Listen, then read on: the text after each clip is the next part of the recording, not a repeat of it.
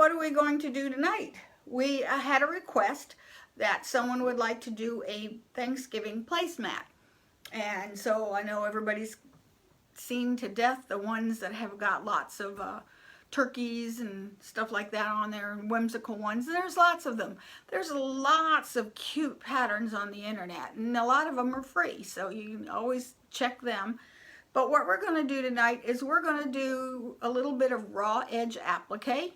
And placemats are normally about 12 inches by 8 inches, so that's what I'm going to do. And raw edge applique is good because it's fast and it's quick. So it's actually a lot of fun. It's not something you're going to wash all the time, but you know what? We don't wash those Thanksgiving things but once a year. So, you know, it's not something that's going to have everyday wear. So, and it's a great way to use up a bunch of scraps. And it's quick and it's fast and it's fun. So the things you're going to need is, what I decided to do is I just took a piece of fall colored fabric, and this is just it looks like dotted Swiss, but it's not. It's actually just quilter's cotton. I'm going to, instead of making a placemat, I'm going to use Insulbright because I want mine to hold a platter on the table. That's really, so I'm using Insulbright. And I've cut the what I did here is I cut this piece 3.5 inches by 12 inches, and I made this 12.5 inches. And then the other piece I made, well, I didn't measure. I made it 12 inches and just cut it, and then I pieced it together, and then I measured 18.5 inches and lopped it off that because today is a day I just really didn't feel like thinking. So this is the base that I'm going to use. You can use anything. Use any of your pretty fall fabrics, and there's thousands of them out there. You can use for your batting, if you can use nut batting if you don't want any. You can use that that foam stuff that you make purses out of. You can use that. You can use fusible fleece or non-fusible fleece. You can use quilt batting. You can use flannel. Depends on how thick you want it. Like I said, I'm using Insulbright because I'm going to not use this as a placemat. Instead, I'm going to use this as a base for a turkey platter. So when you're using your Insulbright, the shinier side goes facing the part that's creating the heat. So one side, and it's hard to tell. And you know something? Is it going to burn your table if you get it backwards? No, probably not. And I'm just using a scrap piece of cotton for the back. Okay, I rated my scrap bags of stuff, and it's going to have leaves, so I've got all these different kinds of scraps, and I just picked a bunch of fall colors, whatever. Okay, so anyway, like I said, we're going to do this fusible. You're also going to need some favorite stuff, Elmer's washable school glue. You're going to need some kind of fusible web. I have a few here, and most of these would be acceptable. There was one that didn't work really well, and I didn't like it. This, what's it called? Misty Fuse. It only has one piece of paper because it comes off too easily, and it was getting on my nerves for this technique, so I didn't like using that. I use all kinds of scraps. And I have a whole bunch of this Steam-A-Seam 2. And Steam-A-Seam 2 has the paper on both sides. I use scraps of that, and I've had all different types.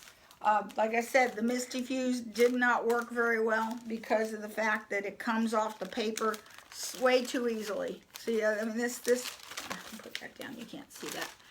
This comes off the paper too easily, and by the time you cut it out, the web had fallen on the floor.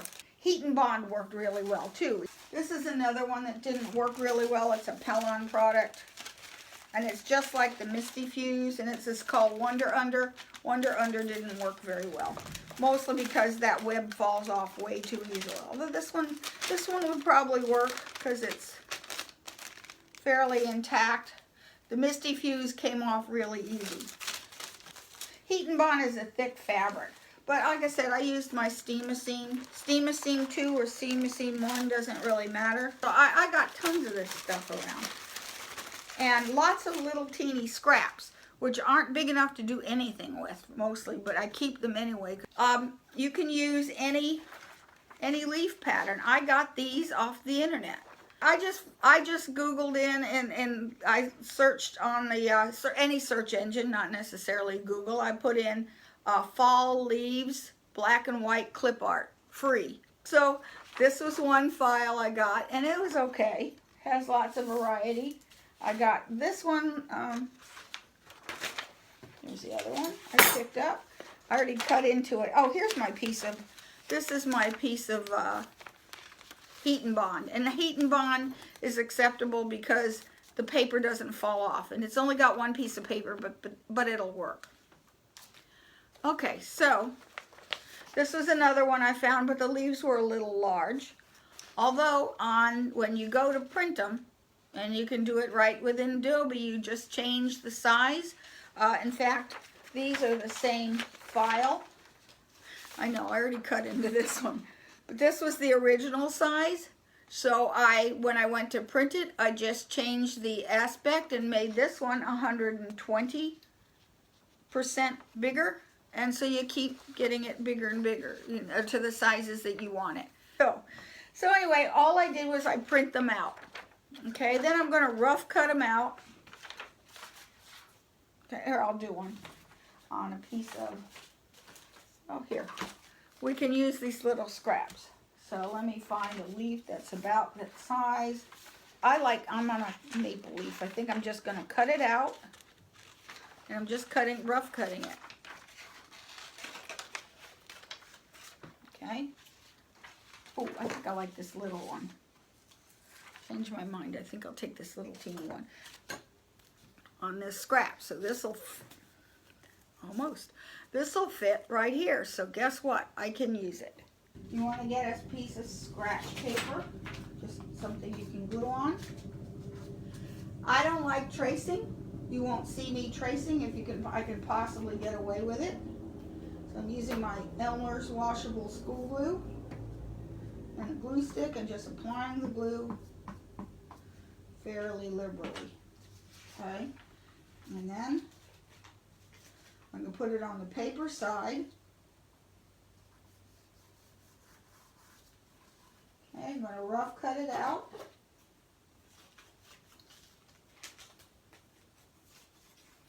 And then I'll pick a piece of fabric. Here, I'll pick one of these. See, here's a scrap. And I'm just going to apply it. Now, the steam seam will stick. This one won't. So I'm just going to rough cut a bigger piece than what I need. And I will come back, because that one will be different than the steam seam that I used.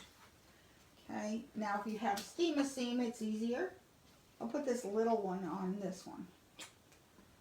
So just a little small. And I'm putting it on the paper side. Now when you're using steam seam, you sort of want to pick at the edge.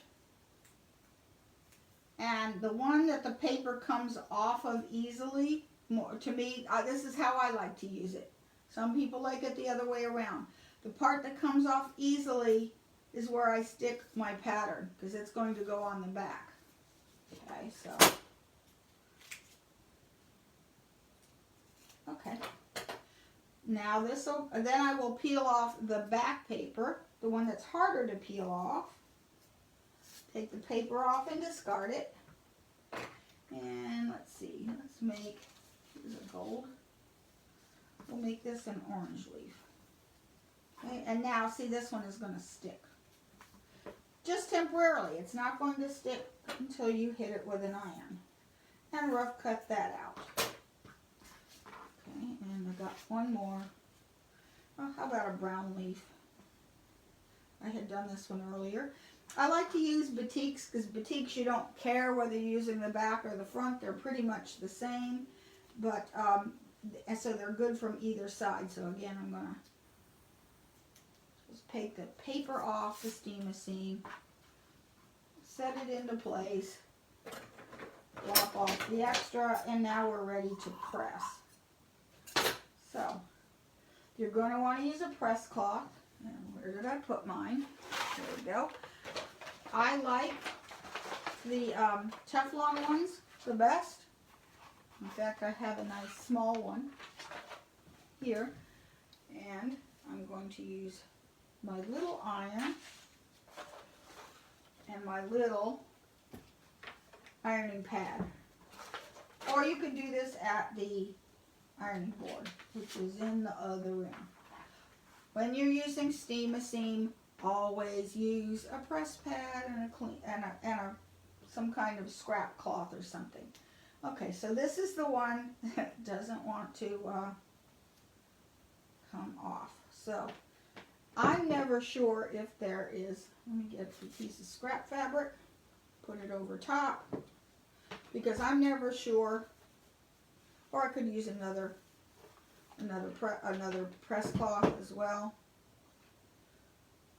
And so now I have adhered the web to the back of my, or to the back of the fabric. Now here's one where it's the back, and again this is, I will use another piece of cloth just to cover everything so that I don't gum up my iron. So I could do this for all of them. I've got several. I'll just do a few.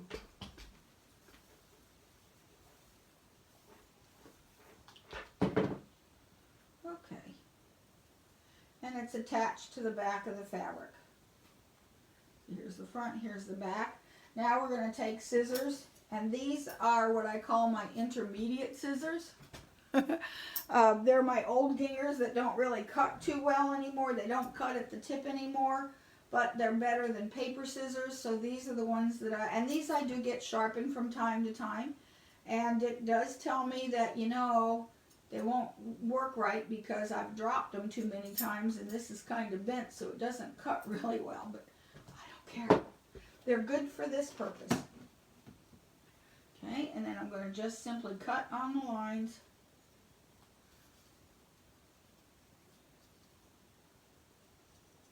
This is good sitting in front of the TV work.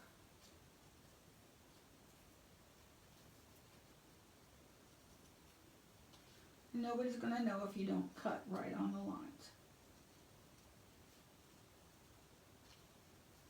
See, and now it's cut out. Let me cut out, let me do some real simple ones. The reason I'm doing this raw edge instead, because instead of zigzag, because can you imagine trying to zigzag around these little tiny points? That's never going to happen. We'll just say I have cut all these out, which I haven't. I've only cut out a few of them. So let me move all these scraps out of here. What I did already is I sprayed. You always get the little bits off because they will show up when you're done quilting. I just sprayed it on. And I think I used 505 spray. Okay? Then I'm going to lay this on, and I'm going to make sure it leaves a little bit of room on the outside. Spread it out. And this is pretty much what it's going to look like. Okay? So it's hard to see. Okay, so I'm going to spray the top. And how I spray is I'm going to lift back half of it, cover the front really well, and just sparingly spray it. Hardly at all. This is a small piece. You don't have to spray it all if you don't want to. If I were using cotton, I probably wouldn't spray it all because cotton will adhere to the fabric pretty well. Okay, and then here. That's enough.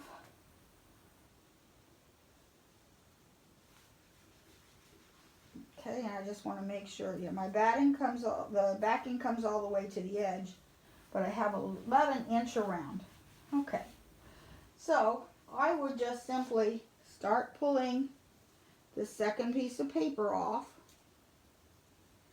because when you hit it with the iron first, see the web is sticking. See that web is sticking to the fabric. And I'm just going to start placing them.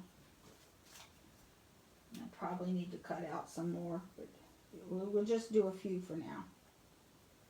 Okay, this one was the heat and bond. The heat and bond is easier to take off, and it's real shiny, but it came off really easy. And I'm just gonna, what I'm gonna do is sort of, there's another one, there's two more. So this is another steam-a-seam. When you want to get it off, just simply fold it, and you can see the web. Now the difference is that the heat and bond doesn't stick to the back fabric. It will move. But the steam-a-seam will. Okay, and the tinier pieces are a little harder to get off. There we go. You can overlap them, do whatever you like. Here, we'll just pretend we have these all over. Let's see, I'll move the leaves.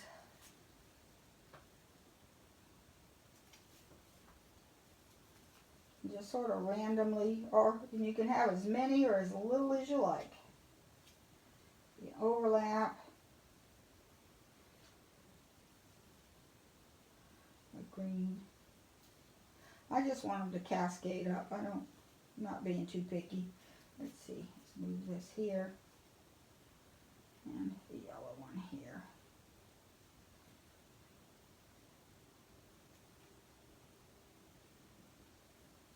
Yeah, I don't have enough. I need to cut out a whole lot more. So, do we have any more? Yeah, I think that's about it. But, you know, I would just say that you just arrange them how you like. Okay, and I'm going to pick off the ones that I didn't arrange. And I'm going to put this. See, I changed my mind. I think I want this one down here. And you can move these around until you get something like you like. No, I think I'll put this yellow one here. Well, it's not cut it. Well, cut it out. No, they're not even fused. So I'll take all these off and we'll fuse the ones. I don't have so many on here that I can't live without fixing it. So.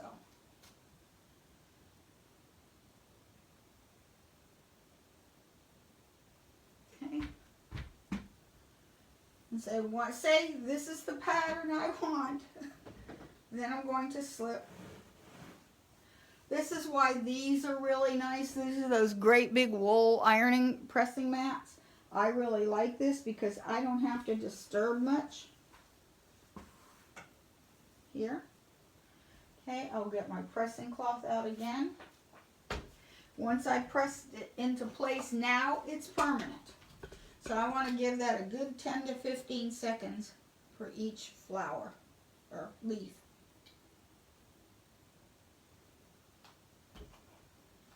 Okay, and then I'll move it to the, see now it's permanent. The edges are sealed so it won't fray.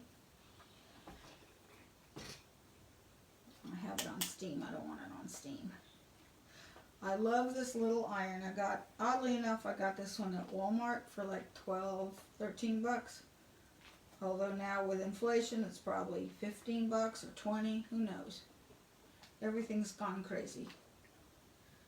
There, okay. So now these are ready to sew. Now what I've done is I have used a variegated thread, and this one I'm using is a Robison Anton color called Fiesta, which is what I have in the needle. I'm using two different ones. This one I want to use for my raw applique. If you can see that, this one's called Fiesta, and it's got brown and white, like yellow, green, light green, a little bit of everything in there.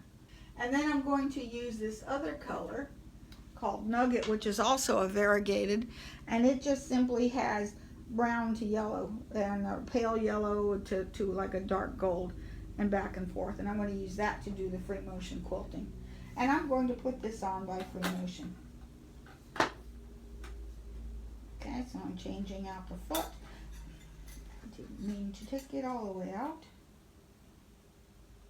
There we go. And I'm going to use free motion. Why am I not using my quilting machine? Because it has boxes all over it, that's why. Besides, I do like to quilt with this too. It's what I first started, well, second one. First thing I ever quilted, machine quilted on was a Bernina 1530 with a 6-inch arm. And yes, you can do it, but you can do a lot of swear words because you didn't have any, you had like a 6-inch throat space and that's all you had. It was not fun. Okay, so I'm going to do the spray motion. I didn't change the needle, so I'm hoping that's going to be okay. And I'm probably using a size 14 top stitch needle because that's pretty much what I put in here. Okay, so the first thing I'm going to do is I'm going to use this color for all of them. And is that too bright? I think that's a little better. Okay, so I'm going to pretend it's quilted normal. Okay, I'm going to lower my feed dogs. And stitch length doesn't matter. Okay, pull up my bobbin thread, go down and up.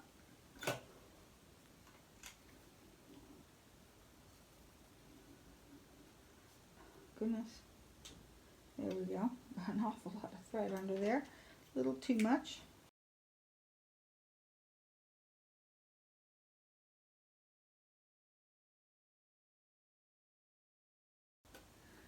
Okay. Now, while it is in the up position, I want to make sure that I can move my foot while the needle is out. Okay. If it's too high, then on this machine I would need to lower the foot.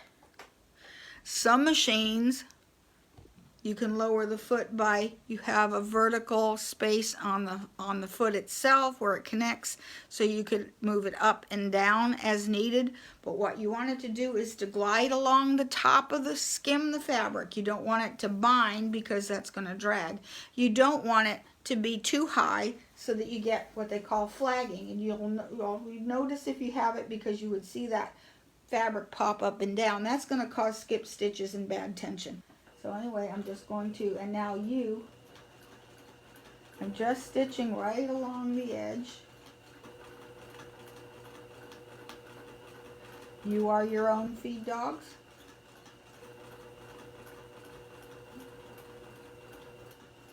And I'm going to go nice and slow. I just want to catch the edge of the fabric. If I could see better, which I can't, then it would be easier. Now, I can put in some detail work at this point, which I'm going to. I'm going to go ahead and put the veins in. So I'm going to come up here, all the way to the top, and they're never straight, and they don't go all the way to the tip. And I'll come down, backtrack,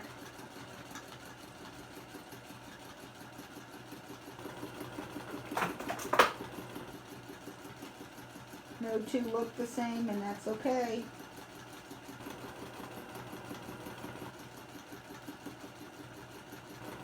Now, if I had more leaves in here, I'd go from one leaf to the other.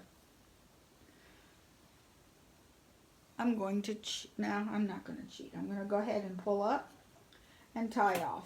So I raise the presser foot while the needle was in its highest position, move the fabric towards me, come over here and grab that thread, hold on to it, go back to where you were finishing, lower your presser foot and your needle, bring it back up again, and now as you're holding this you can see that it's bringing up your bobbin thread.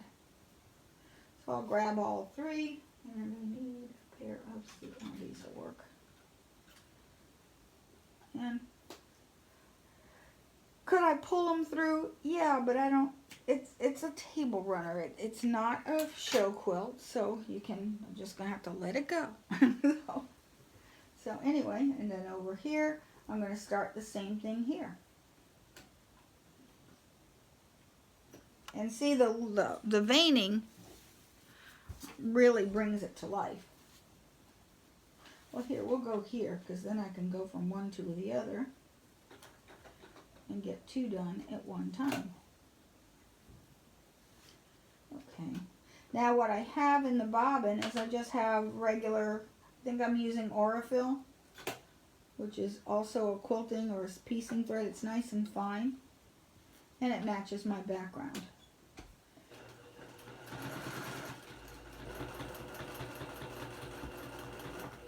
Ooh, I can't even see that. They also make open toe feet for free motion as well.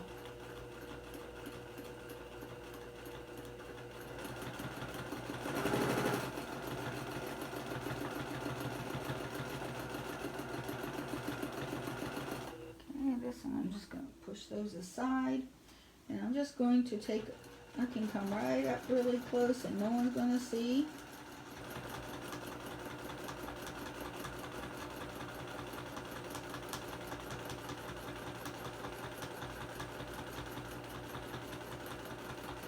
This just takes practice, ladies.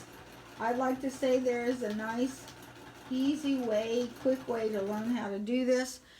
There isn't. You just have to do a little bit every day.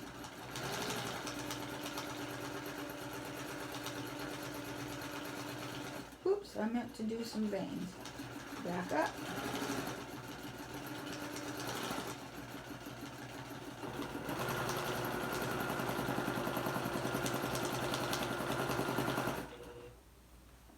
They got to a dark brown part. Okay. Okay, let's just say we have done everything. Now I'm ready to quilt the background. You could just do the quilting with the batting and the top only.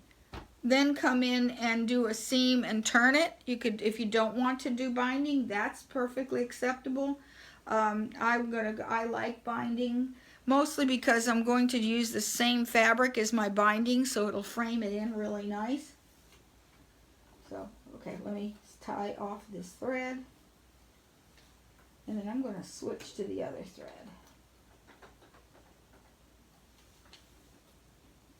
Okay. And I'm not going to quilt a whole lot of this because I don't have the rest of it done. But this quilts as well as, or you don't even have to quilt the background if you don't want to. You could just leave it. I tend not to just leave it plain because I can already see some rippling happening, which would make me crazy. So I'm going to switch to that other color as I start with a stitch in the ditch. Now you could do that with a walking foot, but I'm not going to change a foot just for that. There. And I'm usually going to go all the way around it too. Well, I will just try. You could also use rulers to help you stitch in the ditch, is what I usually do on the long line. I'm just going to outline. And usually the first thing I do when I'm quilting anything is I outline all my shapes.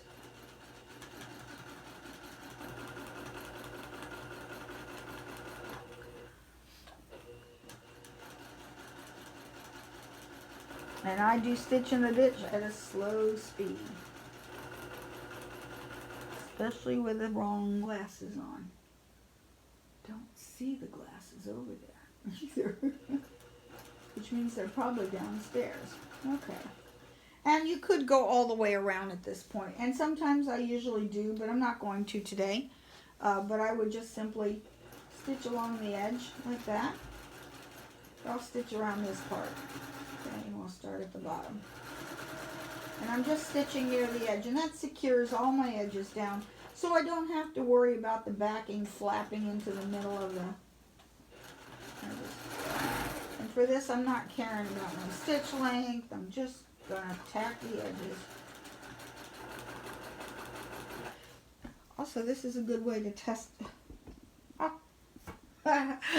See, I didn't test this today, and I'm very happy because it's working. Usually if I don't test it before class, it's a disaster, but I lucked out.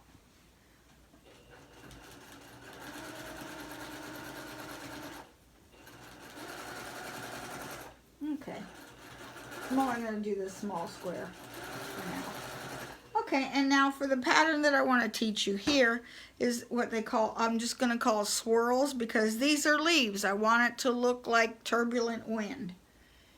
And, okay, so I'm going to just start anywhere, and I'm just going to coat a half.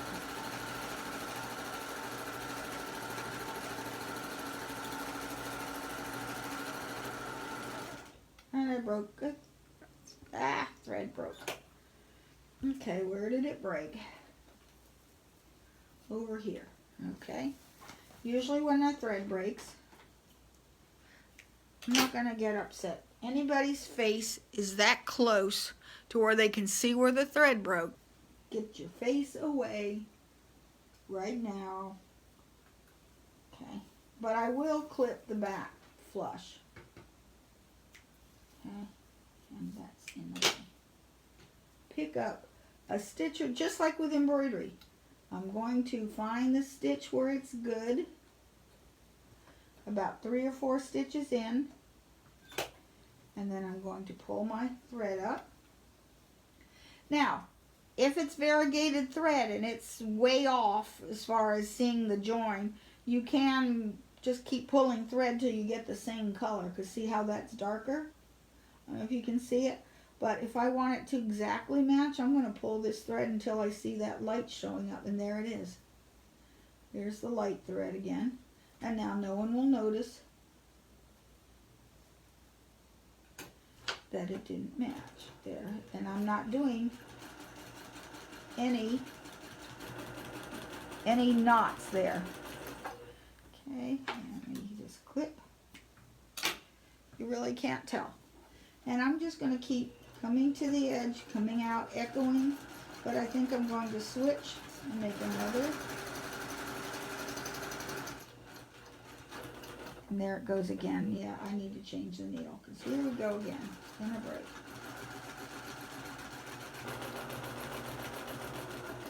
Or slow down. There it goes. And there it's gone. Alrighty. Nope, saved it. It didn't do it. I'm not going to bring the threads up, but I'm going to come up inside here and fill in this little area.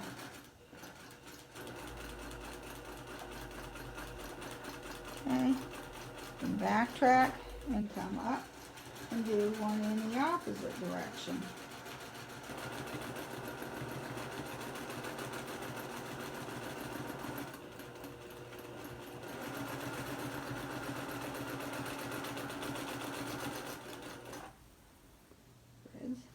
Now keep doing that all the way through here, because I'll keep coming down this way.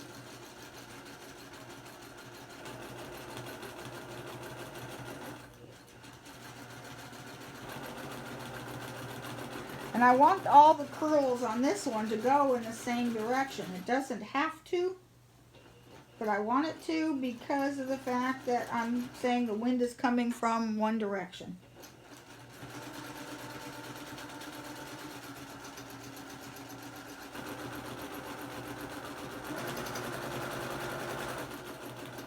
Let's see, I think I'll come here. You just, when you get not sure what you want to do, just echo around something, and I'll come over here and fill in right there. Okay, I'm going to leave that for now, because since I haven't done any more of these pieces, I will finish that over the week. That's really all I have for you guys today. Here we go. So, why don't you guys try this and let me see what you did next week. And next week I will I'll have the quilting done, and I'll probably talk about marking this busy end of this quilt, show you how I get a pattern on there, and then next week we will bind this thing, and I'll show you how to do binding so that it's perfect the first time every time. You won't have problems with cupping, you won't have it stretching or buckling or anything like that. So that's about it for today. If you have any questions, let me know. And if not, I will see you on next Thursday. where we will continue with this Thanksgiving placemat. What you can do is, like I said, go ahead and prepare all your pieces, get them fused on, and you know what? It doesn't have to be show quality. No, it's going to be loved anyway. Your family will just go, wow, because it's made with love by you, and that's the important thing. And the important thing is that you have fun doing it. And this is a challenge. Doing free motion is a challenge, but it doesn't always have to be quilting. If you don't want to free motion quilting with those swirlies, you know, the swirly winds, you don't have to. You can just do stitch in the ditch, outline, leave the rest of it. It's fine. It's gonna work out well. If you like, you can put your walking foot, do some walking foot quilting. That's how I started quilting. Everything was done with my walking foot. And this is small, because why I didn't like to do, let's take that out. Why I didn't like to do things with the walking foot is because, can you imagine turning a huge quilt? I did it on a king size quilt. And if you think I had swear words with the Bernina, well, yeah, you're right, it was worse with the walking foot. But this is a small piece, so it's no big deal if you turn and pivot as you keep doing the walking foot. What's nice about the walking foot is a regulated stitch, so it's going to look good no matter what your skill level is. And if you've got that, what do you call the thing? This one is for the new machine, digital dual feed. This one is a great one to use. It's huge. However, there is a stitch in the ditch foot that has like a little guide right here. I have it somewhere, but what makes it easy to guide the foot. But this is a great one because it moves the top as well as the bottom at the same time, which is all walking feet do. But when you change your stitch length, it changes the stitch length on the top as well as the bottom. So that's why this one is really nice to use. I can do regular stitch in the ditch in no time flat. I can pull full throttle because it turns out perfect every time. It's easy to stitch in the ditch. It's hard to stitch in the ditch well. So it's a basic skill that when you do it wrong, it really shows up. At least for me. So anyway, you guys have a great weekend. Do lots of sewing. Send me pictures. You can always reach me by email. It's waltzquilt, WALTZQUILT @yahoo.com. So you guys have a great evening. Thank you for watching, and I'll see you guys next week. Bye.